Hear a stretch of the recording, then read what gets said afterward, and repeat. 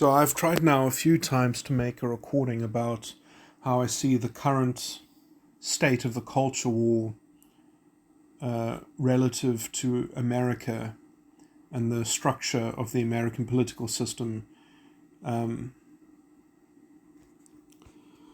I've not found it easy to articulate what I think are the deep causes of the how the culture war manifests in America. But I have also stated that in these attempted recordings, I've gotten quite clearly to points where there's a tremendous opportunity which is offered by the culture war to really get down to diagnosing what's at the core of America's instability. And I do see it as a kind of instability. One of the aspects of this is that I often criticize America for having such a large emphasis on its culture in general. That the idea that kind of culture, the culture of the people, is the court in which sovereignty is being performed. So there's this tremendous, kind of public town square, which is being played out, in celebrity and in major events, in the kind of news and such.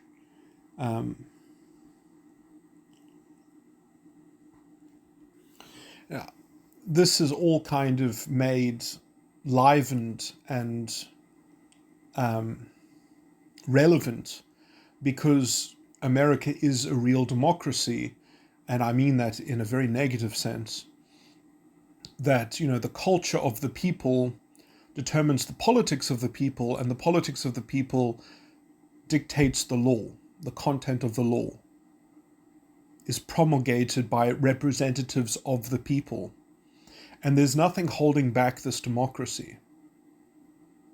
There's just a constitution which puts some limits on the state, which quite frankly mean very little in practical terms. But the main thing about the Constitution is that it does empower the democracy.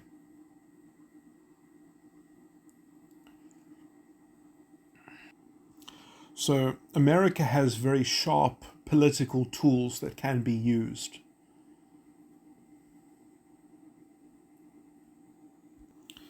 Now, I've basically made arguments before that this power is far too great to hand to the democracy, that law itself should be robust enough to contain a lot of this power, and that it should stay as a judicial function and in the judiciary, and that there is some kind of basic trust in a complete law code that involves principles and a constitution that has substantive rights that are general enough and principled enough and broad enough that everything is covered. Now, America doesn't have a constitution like this because your constitutional rights are rights against the state. They're not rights against other individuals. So already the rights in the Constitution aren't universal. They're not universal rights. So it's just cutting back against state authority. And even that is a temporary, even that is a temporal reprieve, because it's always possible that the amendments of the Constitution, because that's where the Bill of Rights is, they're in the amendments, they can all be radically changed. They can be radically revised if the democracy ever chose to revisit those points.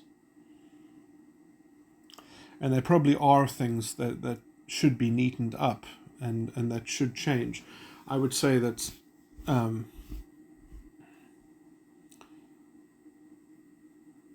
proper, robust Bill of Rights is needed as part of a functioning legal theory, so that law can, in its operation, govern a lot of things that are right now being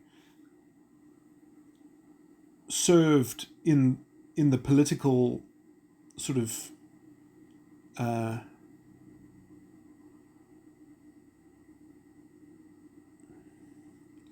served by the political market of of people canvassing for a constituency or trying to get votes for their nomination.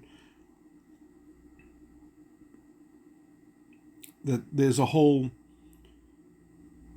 market for common sense in the political sphere, which I think generally, I think a democracy, an electorate, is just not capable of standing up for common sense. They expect it too much. They already. I think people demand a kind of rule of law in the society in which they live. They depend, in fact, on the rule of law, even if it isn't existent, even if it's not present in their current society. It's almost a natural expectation that there should be a deep coherence in the legal theory. And there isn't in America. America suffers from the rule of man. It does not have the rule of law. America has law and order. It has due process. But due process is not the same thing as the rule of law. So America has, a lot of these checks and balances and these things that create procedural fairnesses, which are often written quite nicely and very interestingly, but a lot of the time the principle and the onus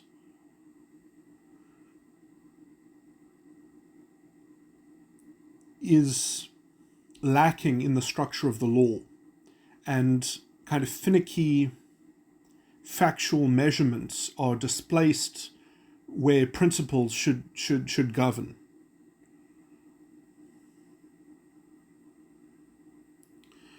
Now, when you have a system like that, I think you get naturally a kind of natural nihilism almost. And when that nihilism is fed back into the cultural system, which then is fed back into the political system, you end up with a kind of exaggerated religious, sort of secular religiosity that has to do with people being drunk on state policy, public policy, and the idea and the imagination of what the state should be doing with its powers. Now, this, I think, has exaggerated a few different things.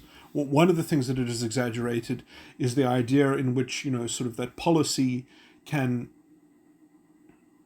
change the human being. That there is a kind of, that the state can reimagine humanity in a certain way. Now, I don't want to overemphasize this point because I don't think it's that such an important point, but I just would like to locate that I think that the source of this is angst, is a kind of structural angst.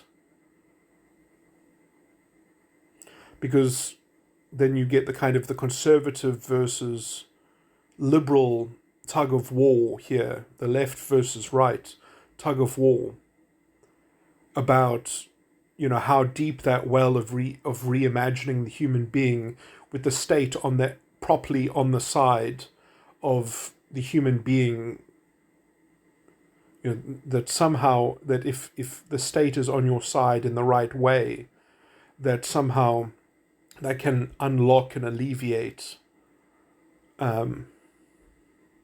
human potential and kind of inculcate a kind of good stately morality or civilized morality,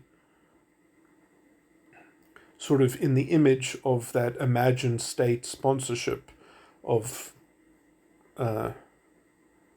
sort of investment.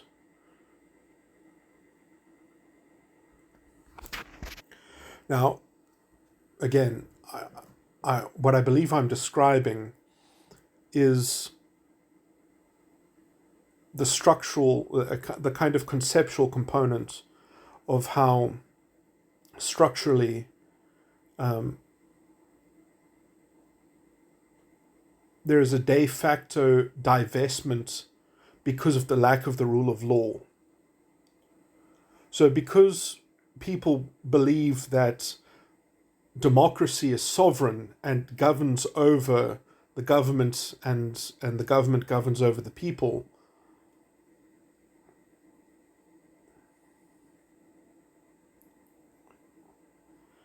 because you have that instead of law, you have this imagination about what the law could affect in people's lives and how the law could be used to kind of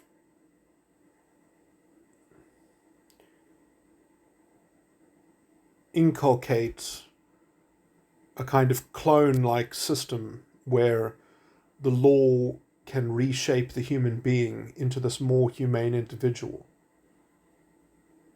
Now, yeah, I think that is the, yeah, so I'm repeating myself now, but that is the structural angst that I'm talking about. That I think is a direct consequence of the fact that democracy has too much of a free hand. It has too much unbridled power that would otherwise be sealed off by law. There would be a natural ceiling placed on statecraft. There would be a natural ceiling placed on civic life, on the imagination of what civic life could entail. Like all these sorts of things can basically, you can have a liberal society that can be properly scaffolded by the law. What this would mean in practical terms is that if you wanted to engage into redefining or elaborating or exploring what the law entails on a particular point, you don't do it through the political arena, you do it through the courts, because you already have general principles.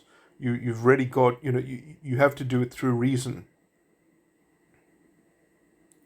And you're just basically unfolding the values, because the values are symbolically complete. They just need to be resolved in an instantiated particularity of a controversy, or in the presence of a controversy. So, because you actually then can take that kind of argument not to the democracy, not to the electorate, but you take it to the court, then you force the court to make sure that everything is coherent in the state. Or if it isn't, then the judge can make a ruling against the state to force the state into compliance with coherence. And so, this is another way of criticizing the American system, is that the American system has far too much love for its executive function, for having an unbridled executive function, where it doesn't make its executive function come under its own heel.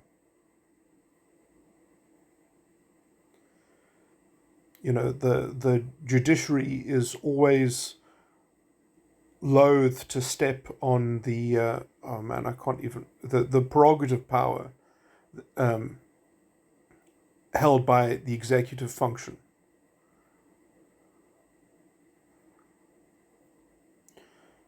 Now, I'm not saying that there wouldn't be elements of prerogative power, but I'm just saying that in constitutional matters, the Constitution should be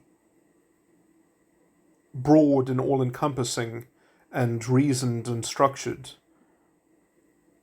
so that you guarantee rights of the individual and the proper dignity of the individual.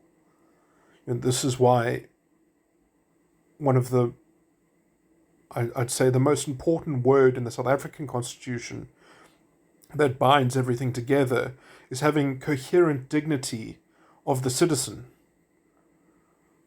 Is that the concept of dignity in the citizenry that is the sovereign, that is more important to have as a sovereign foundation for a liberal society. How can you have a liberal society if you say democracy is sovereign? No. The first thing that must be sovereign is the dignity of the citizen, the dignity of the citizenry. If that isn't the first commitment to coherence, then what's the point of trying to regulate state power when the state can lie to you, can be dishonest with you, can treat you, with a certain kind of impunity because of structural indignity? So you first have to have a guarantee against a structural indignity. This, I think, is basically the foundation of a liberal constitution in let's say, in the Christian sense. A Western liberal constitution must be premised on dignity.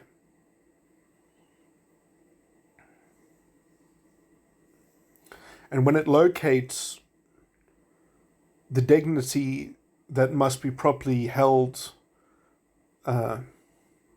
with proper regard, and it places that above other things, places that above politics, when dignity is placed above politics, then you can have a complete law. Now, that law is not going to govern every moral question and provide an answer to every question. It's not necessarily going to do that, but it's going to provide enough to know where culture begins and where law ends, where free choice and free association begins and freedom of conscience, where those things start and where obligations to other people end.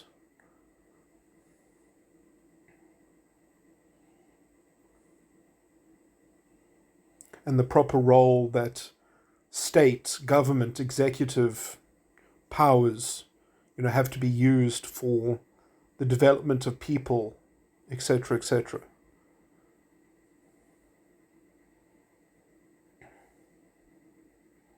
And the proper role of the state and the proper role of individual citizens, private citizens.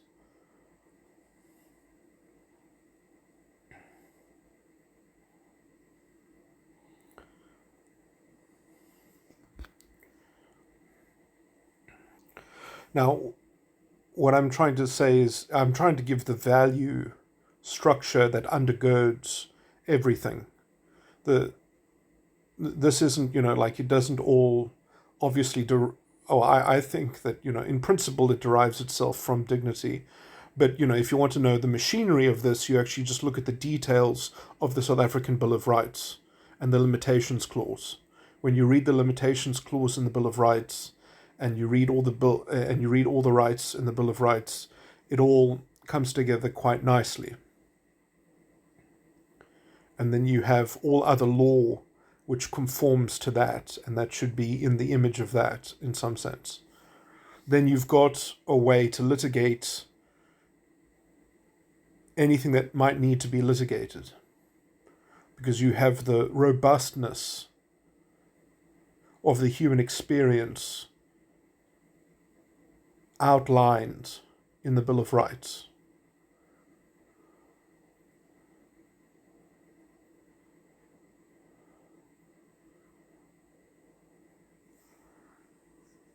And especially when backed up by the common law, which includes the substantive Roman Dutch law,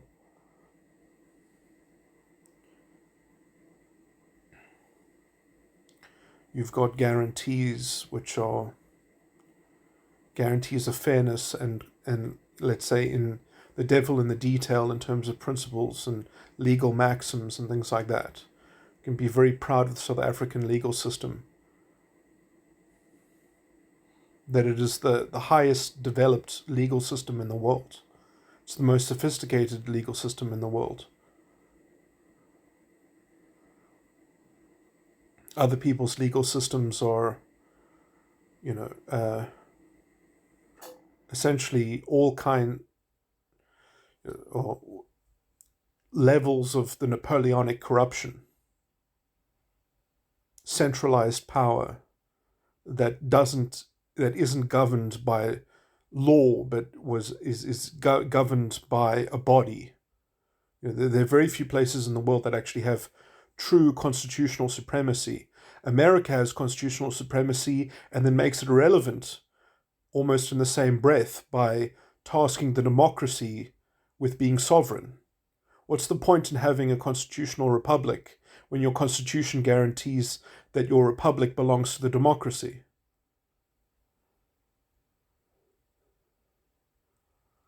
I mean, it's a farce to call something a constitutional republic when the Constitution is 100% democratic.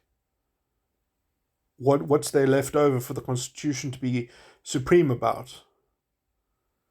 Just as a record of what the democracy has done so long.